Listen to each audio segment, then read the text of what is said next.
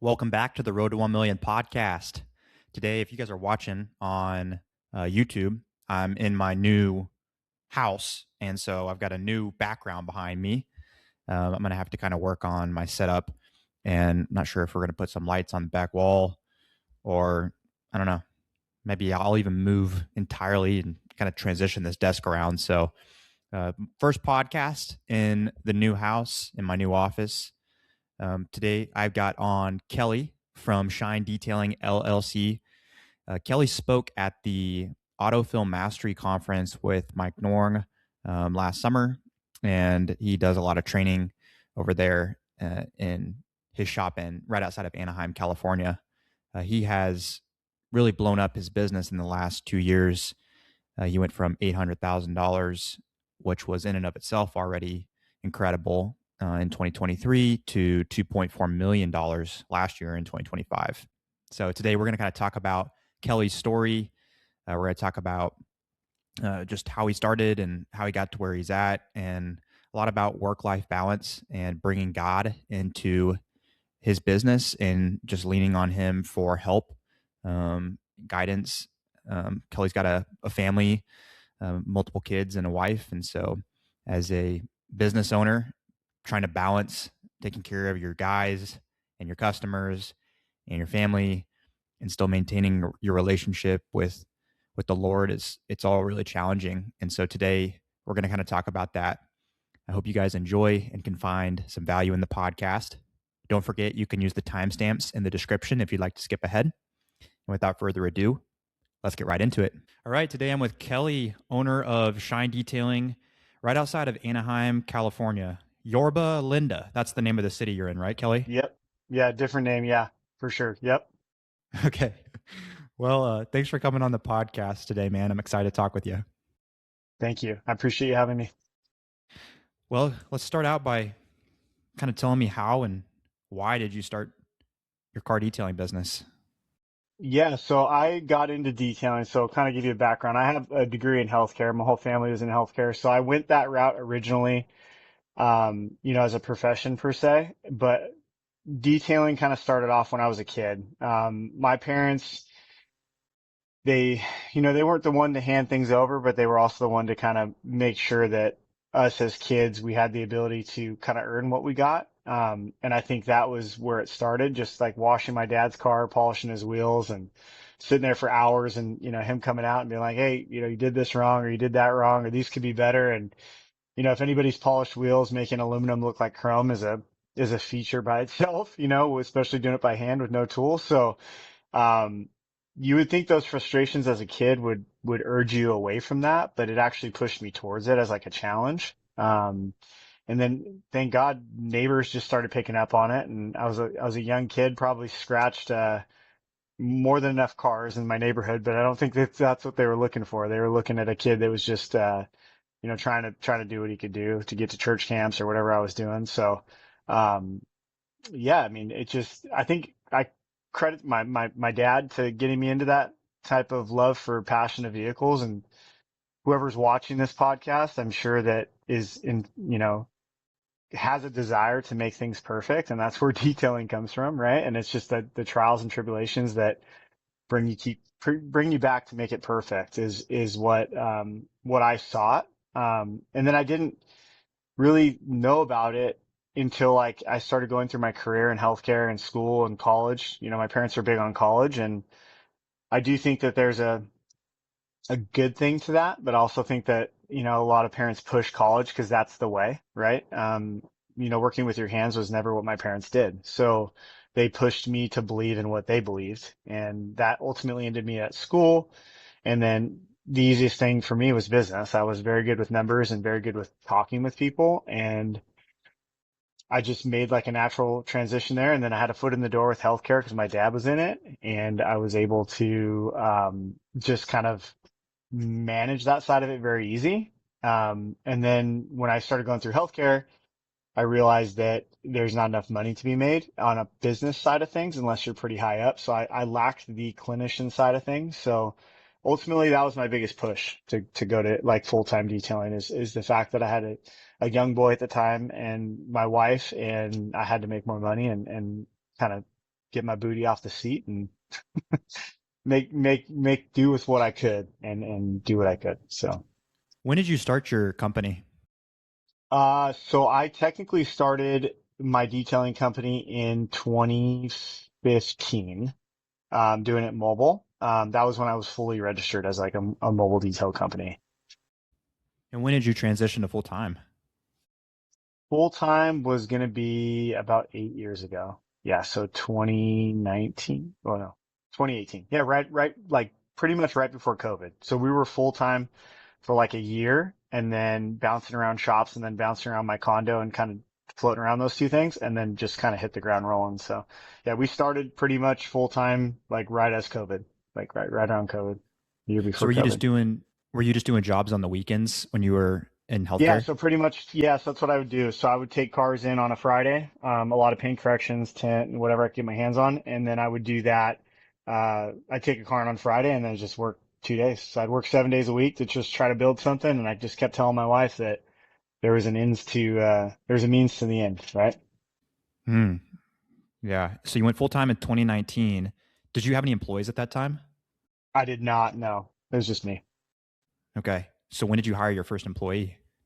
It was probably shortly after that, within like a year. Your 2023, you guys did $800,000 is what you told me in sales. And then you tripled that into 2025. You did $2.4 million last year. 2023, we did about 800,000, and then we kind of had like a funky situation. So we were limited by space for a while. And I was never one to be like, uh, I never wanted to expand more than what I thought. Like I felt very uncomfortable, like having a bigger space and then having to fill it and do all these things. That's always been my biggest hurdle is like, how am I going to pay for it? What am I going to do? What happens if we go upside down? Like all the traditional business owner problems. And just one day last in 2024, I just actually one of my installers told me that I had no, I hate to say this on a podcast, but it's true. I had no balls. Like I just was kind of doing business as business was and I was making do with what I could and I was very efficient and we were efficient as a team. And when I heard that, I remember sitting in my desk and I just kind of sat and looked in the mirror and I was like, man, who I thought I was somebody that outside of me thought I had no courage. I had no faith to take a leap. And that's when things just kind of like rocketed. It was, I put faith in my marketing team and faith in my guys and faith in myself and faith in God. And I just said, hey, I'm going to go all in. If it backfires on me, worst case scenario, we scale back a little bit, right? If it explodes, then, hopefully God gives me the patience and the grace to do so, Mm. So what do you think it was that was holding you back? I believe fear. Like I think any business owner, we wake up every day and we're like, how are we gonna get the bills paid, right? I think that's bottom line is money is what really held me back. It's not the team, it wasn't the outcome, it wasn't the work. It was more the fear of like just not being able to make bills, telling guys I had to like let them go or, all the stuff that seems very big in the moment. Like I don't want anybody to discredit that feeling because that feeling is very powerful. Like it can move you to do a lot of great things, but I think reliance on God was a huge thing for me. And just understanding that even if I were to fail, there would be a reason behind that failure. Like there would be a door that would open because of that failure. And I think that's what ultimately pushed me to, um, just trust in God that everything was going to work. Now, I didn't Yeah. know how it was going to work, but it was going to work. I had faith that it was Yeah. going to work. And that he's making all things uh, Yeah. good for us, Yeah. And even at the through same sometimes the time, bad. yeah. And even times that like, he makes all things good and new, right? So like, that's the fear. The new is the fear. The fear is like, well, how am I going to do this? And then how am I going to do that? And ultimately, it doesn't even matter what you think, right? Like he already has the plan. He already has it written down. He already has it formulated. He's testing you to figure out what you can do and trusting, I think discernment would be like the biggest thing. Like what's the right thing to do? Yeah. So leading up to 2024, which is whenever you kind of had that moment, um, you had Did you start paint protection film at that point? Were you doing We uh were doing paint protection film since like 2018. So like right when we went full time, we went to Expel and we just kind of went all in. I had a couple guys that were ready to roll and we just went with it because I was with G Technic for a while, and I still technically support the West Coast when it comes to ceramic coatings and that kind of onboarding process, if needed. As ceramic coatings have kind of died down, as we all know. But um, yeah, I was traveling and doing things in Georgia and doing ceramic coatings and doing trainings and going to MT and SEMA and all those things, and I saw that ceramic coatings weren't filling a need. Um, they were great for a certain business model, but they weren't. I didn't see longevity in them. I saw a lot of maintenance, which maintenance opens the door for money, obviously, right? But I also saw a lot of failure. Like I saw where clients were going to call me in a year and be like, "Hey, well, I took it to this car wash and I messed up this side and I have to repolish this side." And I don't know. I just saw a big door that was like, "Hey, if we can get this down and we can do it efficiently and effectively." And then also, I'm big on wrapped corners and edges and all that kind of stuff. I want to make sure it's aesthetically pleasing for people, but I just saw a huge need in the film. Like there was a bigger need than ceramic coating at the time. how much of your business once you started doing PPF became paint protection film? We lost a lot of money for 6 months of paint protection film. I had a buddy when I was getting into this. His name is Tyler. He owns the wrap company in Ventura, and he used to come down and actually do sub work for us and just kind of help us out. And I remember one day he asked me, he's like, "Hey, how much do you plan on losing when you do film?" And I said, I don't know, like 5, 10 grand. And he's like, "Try 50."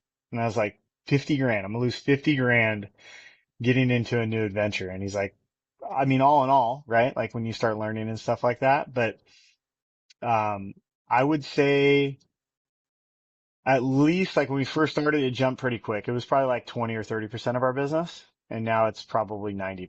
So everybody 90%. that, oh, easy. Yeah. Yeah. Yeah. I have just in the shop right now, we have 4 full bodies, 2 full fronts, a bumper, a set of headlights, and a set of mirror caps. And that's like, I have a 3,600 square foot shop, so it's wall to wall with just PPF. Those services are also getting rendered with coatings and tint and all that stuff. But yeah, film is probably 90% of our industry right now in our When you flow. guys when you guys did the 800,000 in 2023, how much of that was paint protection film? I would probably say like 20%.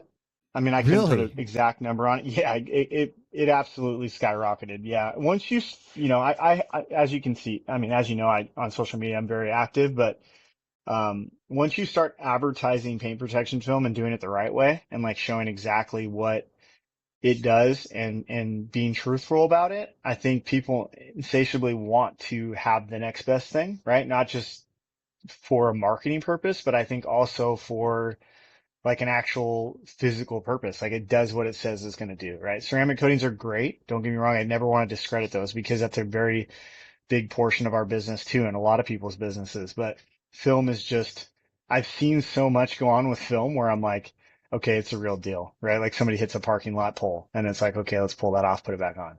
So I think once we started seeing all the events that film saved, and then I started documenting those things and starting and publishing them is when it took off. But I would say right out the gate, we're probably as soon as I started posting that we were going to Excel and doing these trainings and getting professionally trained, I think it went pretty quickly. Yeah, but I would say 20% probably out Jeez. the gate for sure. So it sounds like a big thing that happened in 2024 was you started doing a lot of content. Is that right? Yeah, content was huge. So 24, I was trying to do it myself. And I thought I was doing an okay job. Like I was doing what I could, but I didn't really understand. Like I had the vision in my head, but I'm really bad with tech. Like I don't like to like edit things and do things. So like kudos to you for doing this podcast, man, because I wouldn't even know where to start or how to hook everything up. It's just not my forte. Um, but yeah, so uh, I feel like once social media became like my job per se, like I had to get knowledge out to clients is when it really, really took off. like making educational videos and YouTube and stuff like that. Yeah. Do you guys have a company that you work with, like a marketing company?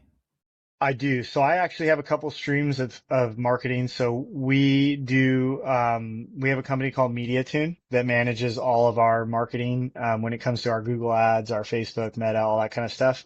They manage all that.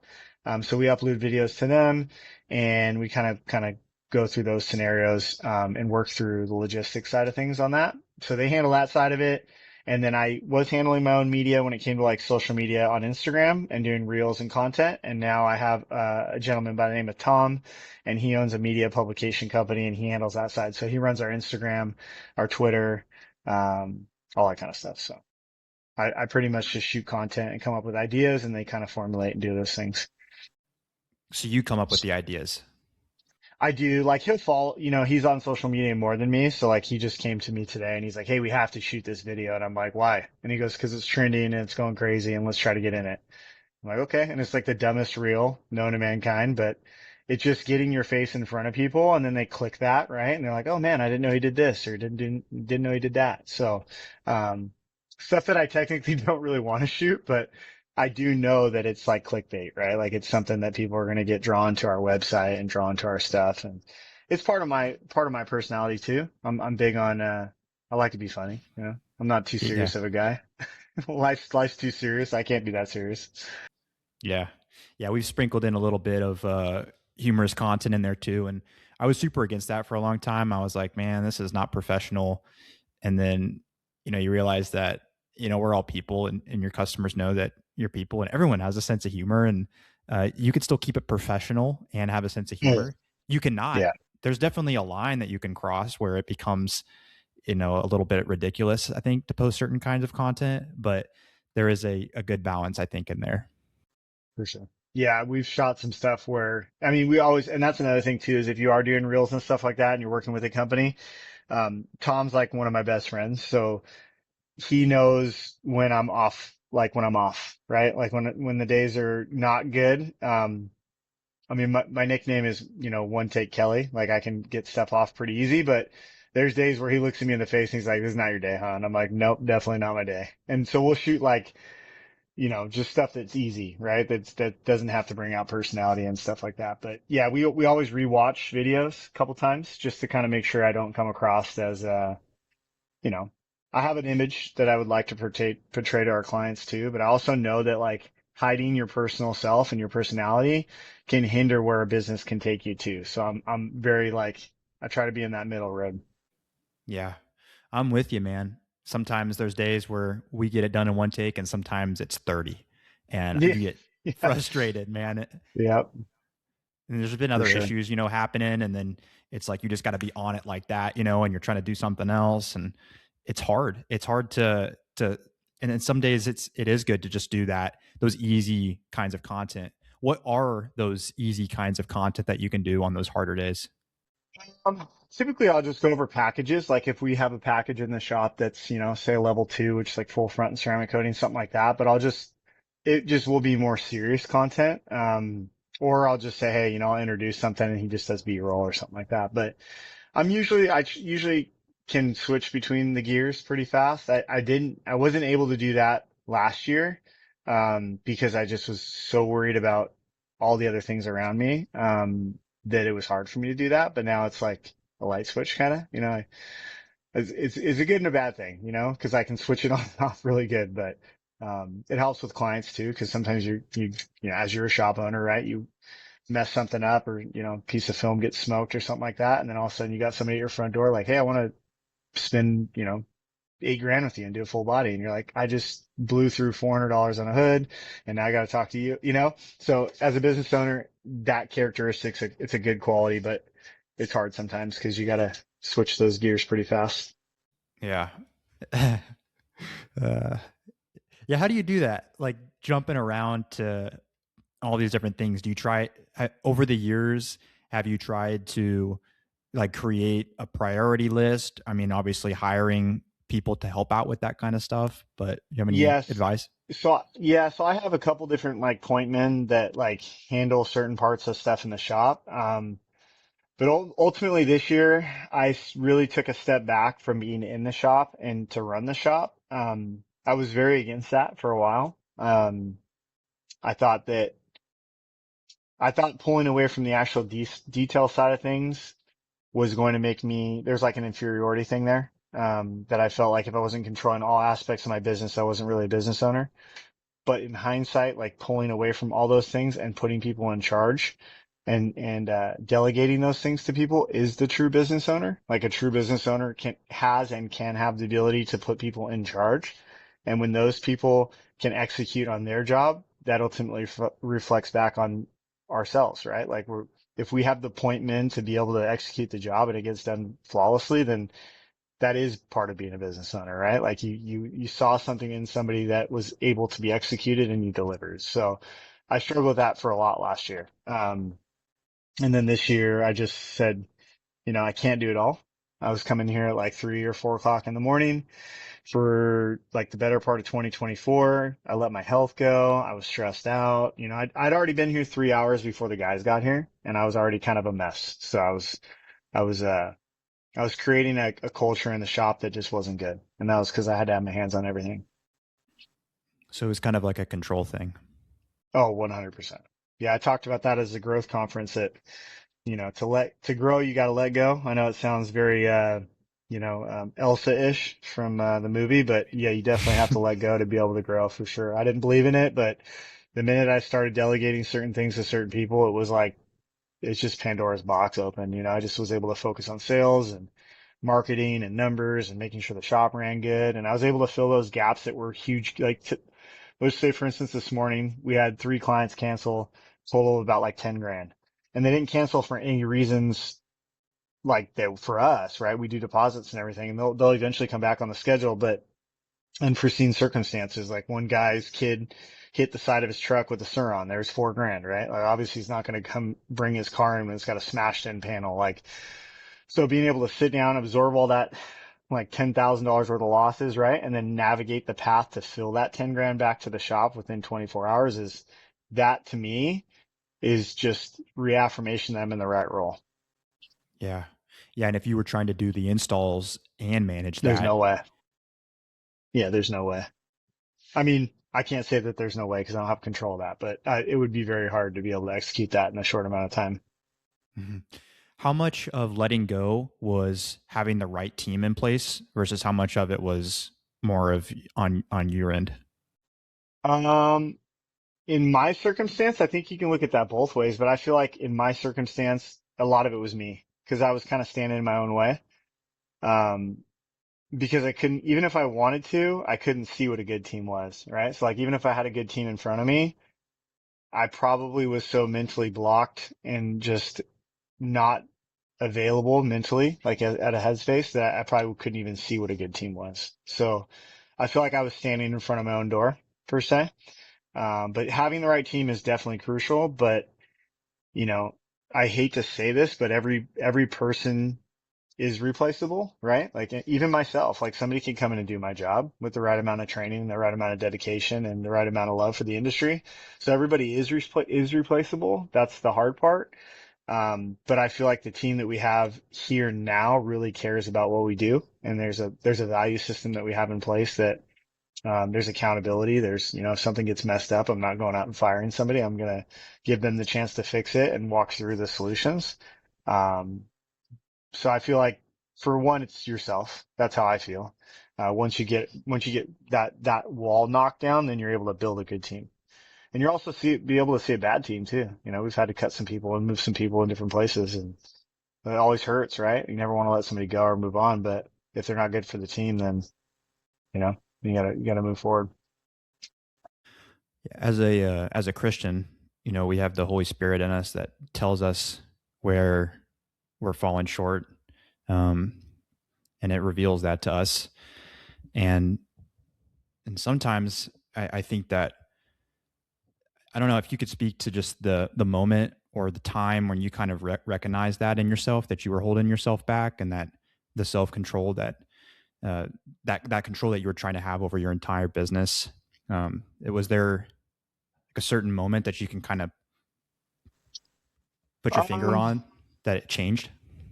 I could probably account that to like my general health, right? I think I had a pretty rough week, I believe, like in the middle of like 2024, and I was there just really early in the morning. I think it was the beginning part of 2024, and it was cold, and I was just, I'm always the one that's like willing to go, and I'm always the one that's willing to do whatever it takes, right? Like put on a pair of gloves, do PPF, trim, wash a car in the cold. Like that's not what it was. It was more like why why was I doing it and what I was doing it for, I think was the biggest thing. And I just my whole my whole life I feel like I was always competing for something. I mean this goes pretty deep, but I feel like I was always competing to be like as good as somebody or good as something, right? So like I never had satisfaction in what I did, and I never looked at my own business as satisfaction in what I did either. So like I never realized that what I was building here was something special. I just thought it was competing with another person down the road or, wanting to be like somebody else, right? And then one day it hit me and I was like, I'm building this for what? Was the big question in my head. Am I building it for my kids, my wife, myself, my team? Like where was I building or what was I building this for? Not where. I apologize. And it was just a hard week. I just remember coming here and everything went wrong, right? Like of course, like you start doubting yourself, you start second guessing things and everything was going wrong. Projects were delayed, film was getting messed up and, dents were happening on cars, chips were happening on cars and I just couldn't control anymore. And I just remember sitting in my shop and just being like, I couldn't do it any further. So it was either I was going to quit, roll over and sell the company or do something with it. Obviously all thoughts of the devil, right? That's what he wants us to think is that we can't do it. And I just remember going home to my wife and just saying, okay, I'm going to take back my health, which was one thing that I could see sliding big time. Um, and I want to see where that takes me. And when I took back my health, it was like I recentered on myself, which made me stronger, which made my faith in God stronger, which did a bunch of things for me as a human, right? But I can remember like a really, really tough week, just that week in the shop and just trying to do everything and manage everything. And it was really an eye opener for me. Yeah. It's like sometimes in our lowest uh, rock bottom, there's a lot of growth that happens there. Oh yeah. Yeah. And what's hard too is it's never going to be the good times, right? You're like, oh, how come this couldn't happen when I had my schedule full or, it was my birthday, like you always want the best, dude, but God doesn't do that. He waits till you're at rock bottom to say, hey, like, you ready? You ready to move? Or you ready to change something? Or, there's always a reason why he pushes you. Well, thanks for sharing that. Yeah. Um, when it comes to like your health and stuff like that, like was a lot of it just like finding a better work life balance? Oh, most definitely. Yeah. I mean, I would work. I mean, and my wife's going to listen to this podcast and be like, he works all the time, but, which I do. I mean, I love what I do. So it's hard not to work. And I do see the need for what we do. So when people call me, like, I'm the guy on the other side of the phone that's like, man, I just bought a brand new car. Like, I have to get it, but I'm not driving it until I am that guy. Like, I would be that guy that calls. So when people call like that, I know how they feel.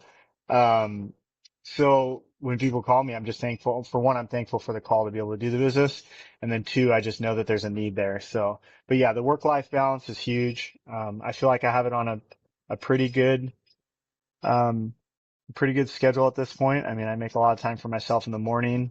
The balance is definitely there now versus what it was. And then I try to get off on time. So I'm making more importance for family and myself than I ever have with business. And you would think business would slow down, but it's not. It's actually going the other way. So obviously things are moving in the right direction. So I'm going to keep doing what I'm doing until something changes. So, What does your morning routine look like? I'm an early bird. So, I'm kind of the guy that wakes up with the birds. I typically wake up at like 4:15. Sometimes I'll sleep until like 5. Just really depends on like the kids' schedules at night, what time I get to bed or if I'm riding the guys or finishing invoices or something. But I get up typically 4:15 to 5, somewhere in that range. Spend some time going like through social media, emails, scripture, whatever I can get my hands on that's drawn me first into that. And then I'll go to the gym about 6. to like 7, somewhere around there, and then come home, spend some time with the family, get my older boys in high school. So I'll get him ready. I drop him off and then I get into the shop about 8:30 or 9. And then my day kind of goes until, till my last appointment. How do you turn it off for the day when you're done? Oh, I gotta be honest, man. I don't. That's good. That's the truthful answer right there. You know, I'm not perfect, but I do have been searching for ways to do that, and I think ultimately that's like the second wave of faith in God. That if I don't get back to somebody within 24 hours, that they'll probably wait for me. But we live in a very crazy state that people want answers like at 8 o'clock at night. So I'll typically, if I get a lead, I'll at least try to just say, "Hey, this is Kelly Johnson with Shine. Is there an ability for me to contact you tomorrow? Text, phone call would be great. Let me know if you have any questions," just to get a feeler out there for somebody to know that they're heard. But like I try around 8 o'clock at night to put my phone down somewhere. Yeah, I'm with you, man. Yeah, you hear about how important response rate is, and it is important, but that then can just drag you into this cycle where you never are turning it off. The business is it like becomes a little bit obsessive, and that's not a good thing. Yeah, I would feel that that's going to be my challenge this year. I did make kind of, I'm not a New Year's resolution guy, but I did tell myself the better part of this year because we went through some crazy, crazy changes towards the end of 2025.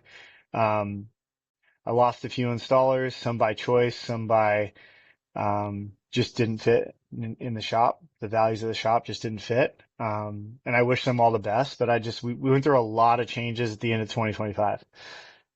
It started like 3 days before Christmas, and it was just a really, really a hard 2 months, to this date. And we're just now getting our feet back on the ground, which numbers haven't slowed. That was the hardest thing, right? So numbers hadn't slowed, work didn't slow, nothing. It just was a huge drastic difference in the inside of the shop, which, it put a lot of strain on me mentally, but it did bring a lot of peace. It did bring a lot of clarity to what I want to work on in 2026 was just kind of protecting my inner peace and not letting clients and employees and people just in that space. Cause I feel like that space is very important, especially when you run at a high caliber business. Yeah. Do you think that looking back, like those installers that whether it was for personal reasons or it just didn't fit with the shop, um, like I mean, part of that's just it's just part of business. Is like no one is going to be here forever, and so you have to just kind of accept that. But I don't know, is there anything like you learned going through that, coming through on the other side to just better So prepare you for next time? yeah, I feel like the writing was on the wall with a lot of things, but I think as business owners, we start to focus on the money, which obviously has to be a focus of business. But I feel like I focused so much on the money, I was like had my peaky blinders on, and I didn't see what it was doing to the shop. And it was good for me in a sense of like we were meeting numbers and things were growing, but it was hard for the guys in the shop because things were becoming like, you know, and I say for instance, like an installer would come in, do their work, right?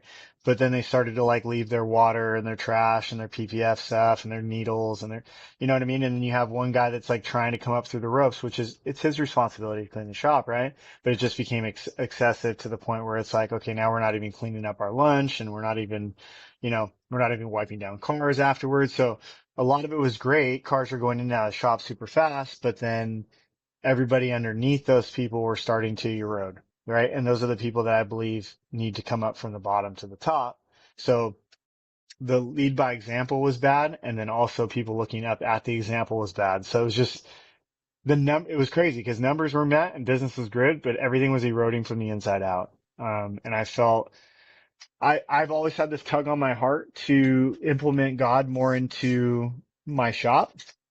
And I've been told by a number of people that that would be a deterrence, right? And I've also look up to a lot of people where that's exploded their business, right? Like it's opened a number of doors. And, I struggled that for a few months on what to do and how to talk about God and what to do in my shop with that.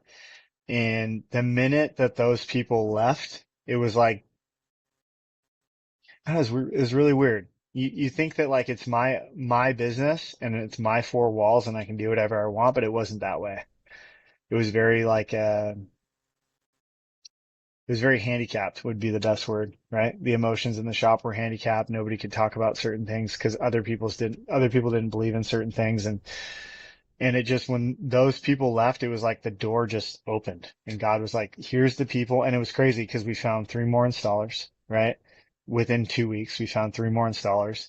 God placed an amazing human in my life that installs for us now, that has become like a really good friend of me, that's there when I need him on a personal level, on a business level. So it's like, and then he pointed me the direction to like three more people and a couple of assemblers. And it just was like God was waiting for me to remove those pieces to the puzzle, right? He was challenging me to see how long I would hold on to those things because they were tangibly making things work permanent, for the time being. But realistically, he already knew that I had to get rid of those people, but he was just trying to figure out if I would do it or if he had to do it. And I firmly believe he did it. I didn't even have the option to do that, to be honest. It's just doors open for those people. And, those people had a great opportunity to move forward. And then God put other people in my life. So it's been a wild ride to say the least for the last 6 to 8 weeks, but it's all but great for sure. That's cool, man. I love hearing stories like that, and I can relate. I can relate to a lot of times where it was like I couldn't, I couldn't get myself to make a decision, and God stepped in, and by His hand, He made it evident to me, and it was like, okay, this is crazy. We're gonna Yeah. do this, you know, Yeah. and I pray that it becomes easier and easier um, over time to pick those things up, those things where you know you're holding yourself back, like the hard conversations, decisions that you have to make to move yourself to the next level that you oftentimes just you have a hard time doing it. I pray that that becomes easier to just recognize it and do it. Um, as much as I love and appreciate God's hand at work, I know that a lot of it does come down to me catching it earlier as I grow. You know what I Oh mean? yeah. And I think Uh, I think that's what 2025 was. It was like, hey, let me see how much I can give you. Let me see how much you steward and let me see how much you grow. And I'm just gonna like try to tear it all down at the very end to see if I can break you. And I mean, it literally, I mean, I can tell you right now, like 2 days before Christmas, I looked at my wife and I said, just please do not get mad at me in like the next 2, 3 weeks because I'm going through more than you can even imagine. And I hit a lot of it. I just was like, I'm not going to do this. Um, Christmas is already a hard time for like multiple reasons in my family. So I wasn't going to do that. And I held a lot of that for sure. how do you balance having you have two kids? I have four. Four. I have Wow. four Okay. kids. Yeah. So I have a 15, I have a 10-year-old, I have a 7-year-old, and I have a 17-month-old. Mm. So I started all over again. Willingly for sure. So how do you over the years how have you balanced like your family life, time with your wife, time with your kids, and then all Yeah. the demands that business brings? Yeah. I think, me and my wife are actually on a journey right now to reconnect with a lot of those things because, you have four kids, you just start to, you put business first, you put the kids first. It's what God calls us to do, right? But then he also says like, hey, your marriage is the foreground for that. So we're working through those things currently right now, just making little time, like intentional time, whatever we do. Our date nights are like with purpose, right? Like we're going and we're doing something where we can reconnect, or she's on a health journey too. So we'll go to one of her appointments or something like that and just chat for a little bit. So they're not like crazy, go to stay at a hotel, reconnect type scenarios, but they are just intentional moments that we try to make the best we can. And then just with the kids, I mean, that's the hardest thing. We're thankful to live in a really good city where our kids play in the same city with sports. So, um, God's alignment, they both play at the same school. Like my son goes to a high school and then my other son plays on a travel ball team and he just so happenly practices like two baseball fields down, which that was all God's plan, right? And we weren't even supposed to be on that team until like 2 days prior to us going on a different team. So I don't know. I think that he knows what I need to do and he keeps pushing me in the directions that I need to. And I'm just listening. Instead of fighting it anymore and trying to do it my own way, I'm just, whatever works, whatever's there, just give me the grace and the ability to do things each and every day. But the oldest boy's the hardest, obviously, because you're raising a high schooler. So he's like 3 years away from, being an adult and a man himself. So I'm just I'm correcting the things that I feel like my dad didn't do or just turned a blind eye to. I'm trying to stay hyper focused on those things because I feel like that's what formulated me. So I want to try to make those aspects better. Not that they were bad, but just try to make sure that they're better to make him a version of me that's better, right? Like that. I think that's what we're called to do as parents is to guide our kids to a better life, not coddle them and not make it easy for them, but also provide them something that we didn't have, whether that's emotional dissonance or whatever we need as a human that we felt like we lacked to be able to give to them. So that's what I'm trying to do with my older boy. And then, my younger boy, he's super easygoing and my daughters just want daddy time, right? They just want to watch some show or go kick a ball outside or ride a bike or something. So they're pretty easy, but yeah, try to devote as much time. But yeah, it definitely is hard. You know, mental strain is hard to put down work and be with him. Yeah. What ways, if any, are you finding thus far to just put God as at the forefront of your business, and your entire life, in your relationship? Is there anything? I feel like I just ask myself each time I like go through something now, I just try to ask myself if that's what God would do. And I obviously don't know what he would do, but I think scripture and social media posts and the Bible app and all these things right there is enough guidance in those pieces that we can manage as good humans. Are they going to be the right answers? Probably not, right? We're going to always go like we're probably going to go 5 for 5 when it comes to handling the situation correctly, but um, I get to church obviously every Sunday. And then I try to read scripture and try to read some sort of part of the Bible each morning. So in all those excerpts, there's always something that I feel like applies for the day. It may not come right away, but it definitely comes sooner than later for sure. So I try to just really sit down and be like, hey, you know, if God was getting yelled at by a client for whatever reason, right? Like a door handle lifted or, its check engine light was on, like how would he answer that, right? He would answer with love and just say, hey, what can we do to fix it?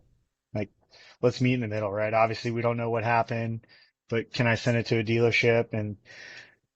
And I feel like that's the hard part as business owners because nobody wants to lose money, but ultimately there's a human behind the interaction and that human has things they're going through as well. We may think our days are bad, but if you really sit down and ask somebody how their day is, they probably aren't having the best day, right? So putting yourself in their position and be like, hey, I know you didn't want to deal with this, but what can I do to help? Really eases the tension with people and it puts God first. Like, cause we're called to serve others, right? And not serve ourselves. So I think putting other people first has been a huge thing. Yeah. Yeah. And thinking about how Jesus would handle it, right? With Yeah. love and Yeah. patience, slow to speak, self Yep. control, no anger. There can be, I think anger is a tricky one because I think that there can be righteous anger, but that is a hard thing. That's rarely the case, right? Yeah. Usually anger does not come from a place of Peace righteousness and and love. happiness. Yeah.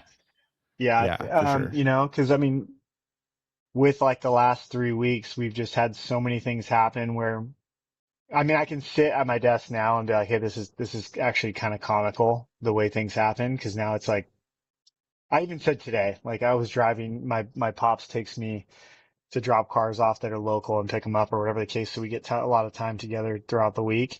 And like half our city was out of power. This lady behind us while we were turning hit a telephone pole. And I was just like, I was sitting in the car at the stoplight and I'm like, today's going to be a weird day. It's just going to be a weird day and it's okay. And I'm just going to go with the flow and then I'm going to just, it's going to be okay and slow it down. Right. So just paying attention to God's cues. I think he does things like that to make you aware of your surroundings in a sense. Right. So I came back to the shop and I just told the team like, hey, because it's gonna be kind of a weird day. Let's like slow down. Let's get one thing out at a time. Let's make sure we be careful around cars and what we're doing, and let's just take today slow a little bit. I just have this feeling on my heart that God wants us to slow down a little bit. Yeah. Now you mentioned that before, like there was some cars that the installers were getting jobs done quick, but maybe they weren't wiping things down. Um, like some things were kind of starting to maybe not get cleaned up around the shop. So did you like come with the new guys? Did you enact any kind of like ground rules from the beginning? Any kind of like systems and processes to kind of help with some of those things? Yeah, we did, and that's another blessing too, right? Because when you're trying to teach a dog new tricks, like it never is really the best way to go about things. So, yes, I made it a very big thing to have some SOPs in place, some standard operations, which in a small business, I'd like to say those run smooth every single day, but they don't, right? I'm going to be honest, but they're there now versus where they were just kind of a thought. They're more present now. And that could just be like now we have a vehicle inspection video for every car. So we start, at one corner of the vehicle. We do like a slow little 1 minute walk around. We have a shot phone. It just gets saved to the shot phone. So if God forbid a client's like, hey, that scratch wasn't there, right? And rather than argue with it with emotion, I just say, you know what? Let's look at the video. If the team didn't take a video, then that's on me, right? As a business owner. But if the team took a video and we can zoom in on it and there's nothing there, then we really both don't have a foot to stand on, right? So like let's figure out a solution. So um that and just like taking the trash out, not eating, in the break, eating the break room or wherever we can that's outside of the showroom, whatever the guys used to do, right? Like because it was and is still a very family feel type situation. But now it's bigger. We have, can have 5, 10, 15 people walk through the door in the day, whether it's drop offs, pickups, estimates, whatever the case may be. And if I have people eating in the showroom, it's going to not put off a good vibe. So yeah, we definitely changed a lot of those things when new people came on. Oh, actually like picking up their own messes, vacuuming the water off the floor, making sure they snap their blades in the trash, just things like that. Yeah. And I know that some of those things are really hard to enforce. Like you said, it's hard to teach a old dog new tricks. And I think it can sometimes feel like it can almost feel like the guys that have been there, like you're like attacking them or like they're like, why is everything changing? Yeah. It's easy sometimes. It's easy with the new guys for sure because they're like, oh, this is just the way things are going to be, and if I don't follow these things, then um, I'm that's the rules, and so we're going to get in trouble. But I don't know if you have any experience with some of the old guys and just with how you communicate with them, to make it not be like, hey, I'm not like necessarily mad at you, or um, it's not, this isn't an attack on you. This is just something that I think we need to do for XYZ reasons. And, of course, you're going to have employees that are like, well, I don't want to do that, or they kind of are like confused. Can you talk a little bit about just communicating with your team in senses like Yeah. that? I mean, that actually brings up a good point because I had some growth in that area too, where, um, I had to, I'm, I guess you could say this. I'm more of a yes man, right? Like I always want to make sure people are happy. Should we take the car out? Sure. Yes. Let's take it. Can I do this? Yes. Do this. Can I eat here? Yeah. Yeah. It was always like a yes for me. And it was very hard for me to tell people like, no, we're not going to do that. And mostly coming from, that trait that I talked about earlier in the podcast about always trying to compete with somebody and always trying to be good in people's eyes. Like that was a huge struggle with me. And I didn't like failure. So like, I didn't want to tell people no. I didn't want to tell people, hey, you can't eat there. Hey, I didn't want to tell people, hey, you got to pick up your own trash. Cause I felt like the rejection, right? The rejection bias. It was like I was going to get judged or like somebody wasn't going to like me. But realistically, in business, people actually do like being forefront, right? Like people really do like them saying like, hey, we can't do that. Um, Probably 3 weeks ago or so, maybe four. Uh, there's very good installer here that I'm gonna leave nameless just for the time being, but um, he's become a very good friend of mine. And I walked up to him, and I have a big thing about we have a dance studio that's right next to us, and they had a really big flood at the beginning of this year, and it kind of ruined their floor, and they lost a lot of business. So she just said, hey, like, can you make sure that like our new dance floor doesn't get messed up? And I said, yeah. She's like, that's just really big for me. I spent a lot of money on it. So I have this thing, all the water goes to the right side of our shop and it goes to her side of her warehouse. So we put down these water containment noodles and we try to pick up the water as much as possible so we're on her side. Well, the person that I really look up to and, kept doing the same thing over and over. And I kept fixing it for like 3 weeks because he's really close to me. So I don't want him, I do it as a friend. I'm like, oh, I'll pick it up. I'll do whatever. And one day I was just like, all right, man, I'm not doing this anymore. I looked down and I said, hey, I love you to death. You're a great dude. I appreciate your friendship, but can you please put some freaking noodles on the ground? Cause it drive me freaking nuts.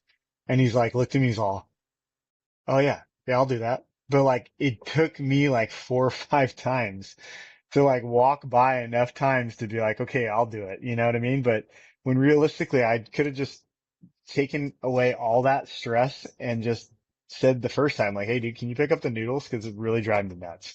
And I've explained this like 10 times. So unfortunately, as a business owner, you have to be stern at times, which really does suck. I don't like being stern and I don't like being, um, that guy. But at the same time, like people need to know when it's serious. And when I'm serious, like people now move because I don't get that way often. But now when I say something, it's like it sticks, and I kudo that to like having having some say and authority in the business, where it's, hey, this is the reason why we do it, and if you don't like it, then you can just leave, because that's the values of the company that I want. Like I want to show a clean atmosphere, I want to show a clean environment, I want people to feel comfortable when they come in. I don't want your lunch sitting around. I don't want your, you know, town all sitting on your cart. Like, you know what I mean? Because when people walk in, I want to feel like, they're what the service they're paying for is what they're going to get. And I think ultimately that comes down to just having the standard of processes. Like, hey, we're going to, you know, if unfortunately we're in the bathroom and we, spill some stuff on the seat or we pee on the seat, we're going to clean that up. Like it's a team effort. Nobody wants to clean toilet seats, but we're going to clean them up. So, Yeah. Yeah. I love that. Yeah. And you can lead by example too yourself. oh yeah, Um, but also sometimes you have to just enforce it and you have to call it out too. Whenever someone else isn't following it, you have to call it out um, as soon as it happens and do definitely, so in definitely, a loving way. But definitely uncomfortable. Yeah, like just this weekend I came in and there was somebody. We have a coffee little bar in the front of the shop, and somebody put away the creamer and it like dripped all inside the fridge. And I'm like, hey, dude, it's Saturday. I'm here delivering cars. I'm going to clean this up, but can we, this can't happen. You know what I mean? Like we're grown adults. Like put the cat back on the coffee. You know what I mean? So calling that out, it's very minor, right? And it sucks. You don't want to nitpick it. It's like, come on, guys, let's figure it out. If I did it, great. If somebody else did it, it doesn't matter. Let's just pick it up because it was probably there for 2 days. So that's just kind of one of those things where it sucks to nitpick things, but at the same time, like we're all in this together and it's a home outside of our homes. So we just have to look out for each other too. So, but yeah, leading by yeah. example is huge. The way I speak and the way I come into the shop is if I allow that energy and that emotion to become outside of my four walls, like this office, I try to deal with as much emotion in here, but bringing it out to the shop and then showing emotion there just leads them to act on emotion as well, which, you know, you got 11 guys in the shop at one time with all their emotions. It's not going to be good. hmm Yeah. In the past, when things like that would happen, like with the creamer, um, whether it's here with my brother, who I live with and is also my business partner, or if it's at the shop, I would have a tendency to get really angry about these Oh yeah. things. Right. This was something that where I was sinning and falling short was I would be like, can't you see like how big of a deal this is? And I would like fester in it, you know? Yeah. Oh yeah. Oh yeah. It was such a, I've had and to those still to this moments. day, I struggle with it, man. Yeah. And it's just one of those things that the Holy Spirit's convicted me of several times. And now when I do that, and I still do, like I immediately, I just give it up to the Lord and turn away from it, and I apologize for it as quickly as I can. Um, and I pray that, I'm better at catching that going forward. And it's been a work in progress. That's a lot of it comes from a sense of pride. But that's something that I understand and struggle with. And so I've been working on when you catch those things, something needs to be said, but it's doing so in a loving, gentle, kind way. Yep. And sometimes that is being stern, but it's not being angry with it. And it's a balance there. It's really hard for me, but something I'm working on.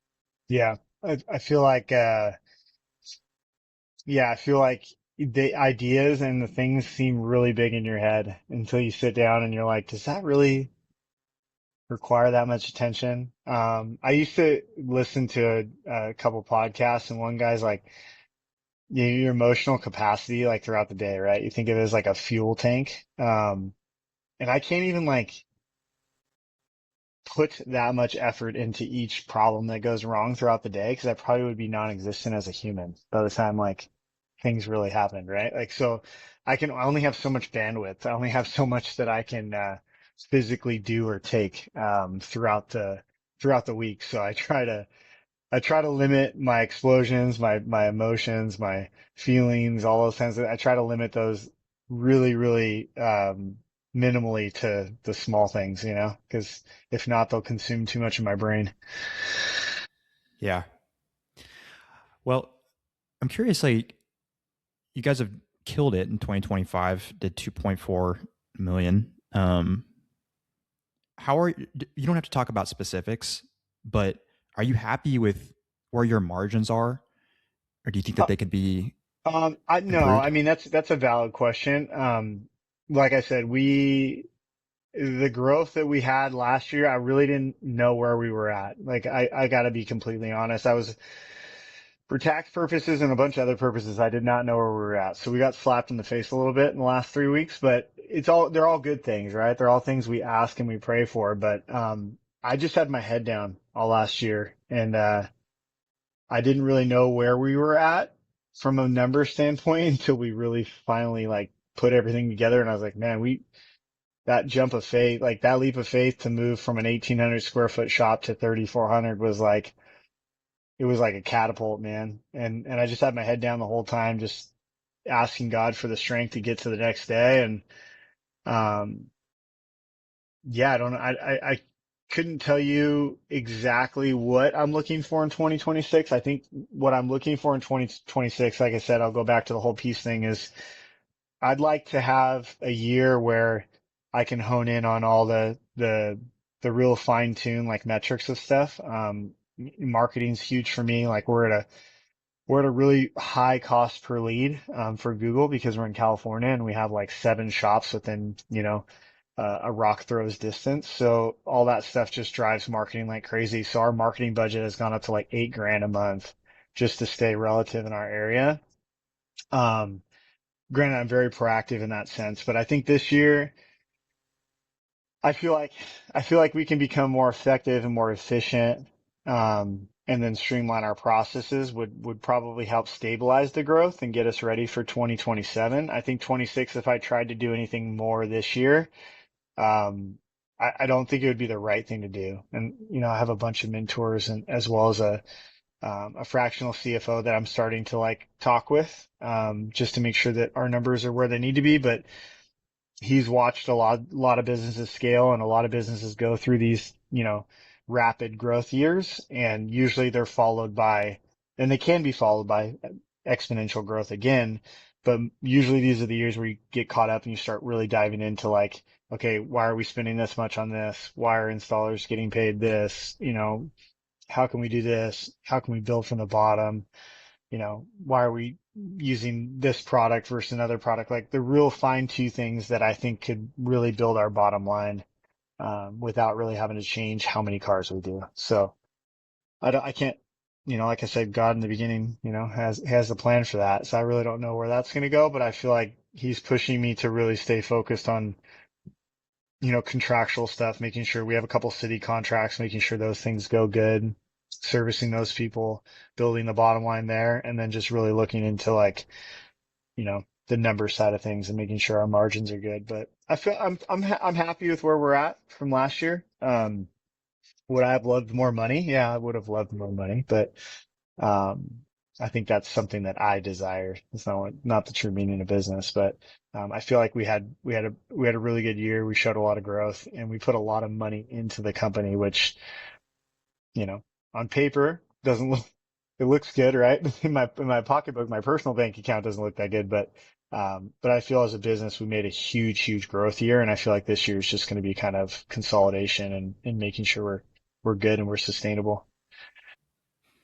Yeah, I'm with you, man. 2026 for me, I'm even diving into my numbers over the last few weeks and want to continue to do so as we kind of have everything, all the numbers finalized for 2025.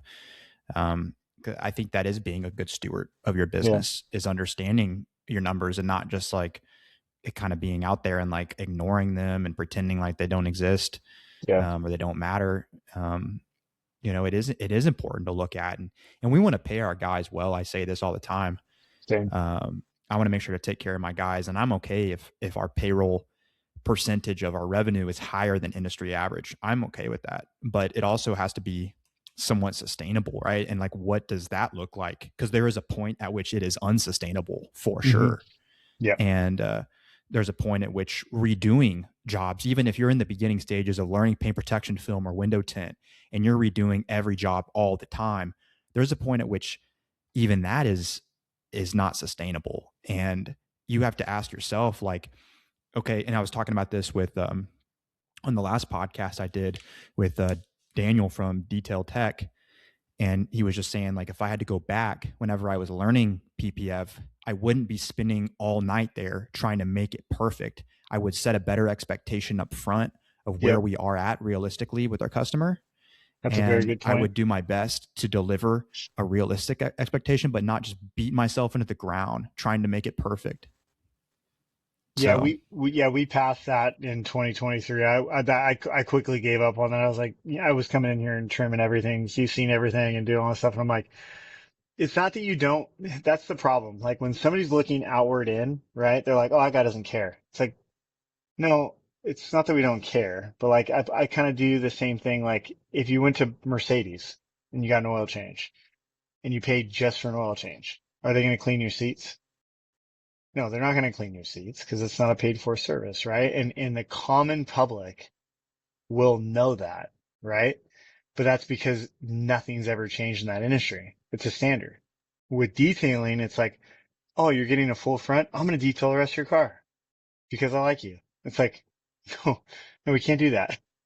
We're losing money by doing that. We're losing manpower. We're eliminating sources. And I would love to clean every single person's car to the T, but a one step is not a two step, right? A 3-year coating is not a 5-year coating. A full front's not a full body. Like you want door jams? Well, we got to pay for door jams. That's time and effort and material. And if you don't want to pay for it, I'm sorry.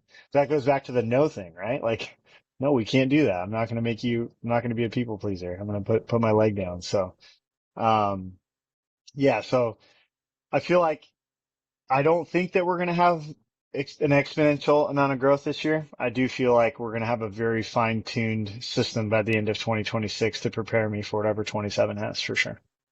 And I think I feel that in my heart for sure. yeah, it's good, man. Sometimes it's not always about just pedal to the metal, pushing your top line.